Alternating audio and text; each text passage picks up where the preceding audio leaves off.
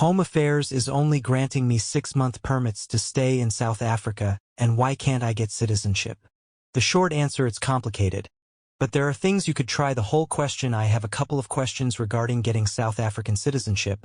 Here is my backstory on my life.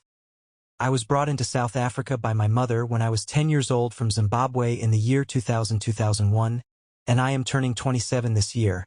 So I have been residing in South Africa for my teen and adult life. When we arrived in South Africa, my mother applied for refuge-ship, and she was granted in 2005-2006.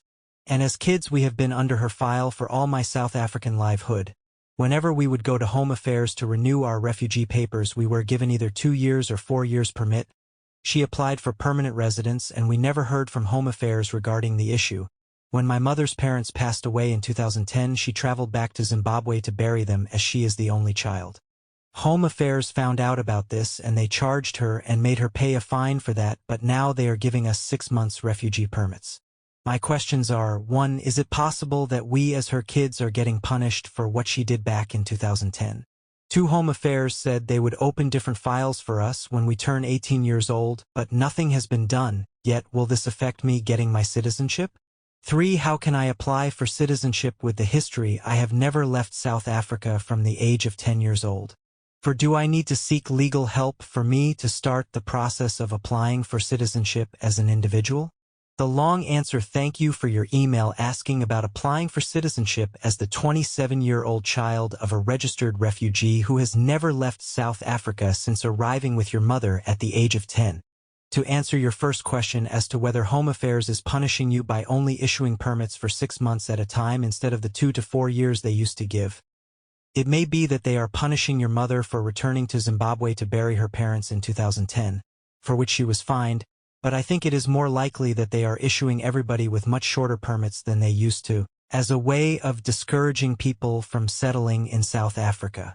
Your second question about whether Home Affairs' failure to open separate files for you and your sister after you turned 18 could affect your application for citizenship. Given that your mother is still recognized as a refugee and that you and your sister are still listed on her file, it should not make too much difference. But nothing is ever clear with Home Affairs, so this is one of the issues you should discuss with the organizations that I will list at the end of this email. Your third question about how to apply for citizenship given that you have not left South Africa since you came with your mother when you were 10.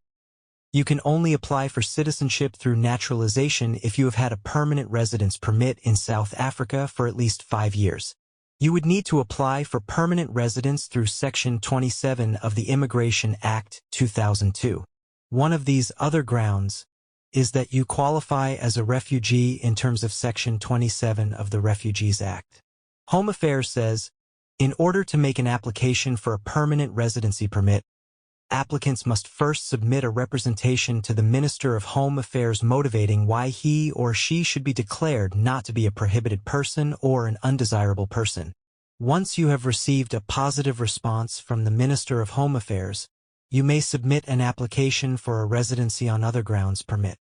Home Affairs goes on to say that besides completing and submitting Form BI 947, you must also provide the following documentation: a full set of fingerprints, a valid refugee status for temporary sojourn at the time of application, write an application letter explaining the reasons for applying for the certification, go to the initial refugee reception office where application for asylum was first lodged and complete the form.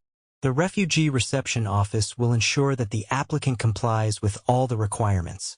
The application will be referred to the Standing Committee for Refugee Affairs, which is the body established to certify or not if the applicant will remain a refugee indefinitely. If successful, the applicant will then be issued with a certification or Section 27 copyright, which will enable the applicant to apply at any Home Affairs office for an immigration permit or permanent residence. You have to have this Section 27 certification to be allowed to apply for permanent residence. The Refugee Law Pro Bono Handbook notes that when Home Affairs decides whether or not to grant permanent residency permits, they want people whom they think will be able to make a meaningful contribution to broadening the economic base of South Africa. You make the application online to Home Affairs according to the Home Affairs website. This is what you need. A valid refugee status for temporary sojourn at the time of application in respect of each applicant, if the application is made in the Republic. Unabridged birth certificate, or extract from birth record for applicant, if applicable. South African police clearance will be validated upon biometric enrollment at the VFS Center effective as of October 1, 2016 at a fee of R175 per applicant, proof of 5 years continuous refugee status in the Republic. Certification from the Standing Committee for Refugee Affairs that applicant will remain a refugee indefinitely. The Pro Bono Handbook also notes that, even if a refugee has successfully been certified for permanent residency by the SCRA, permanent residency applications for refugees are rarely successful. So it's a difficult business all round, and you could ask advice from the organizations listed below that have experience in dealing with home affairs.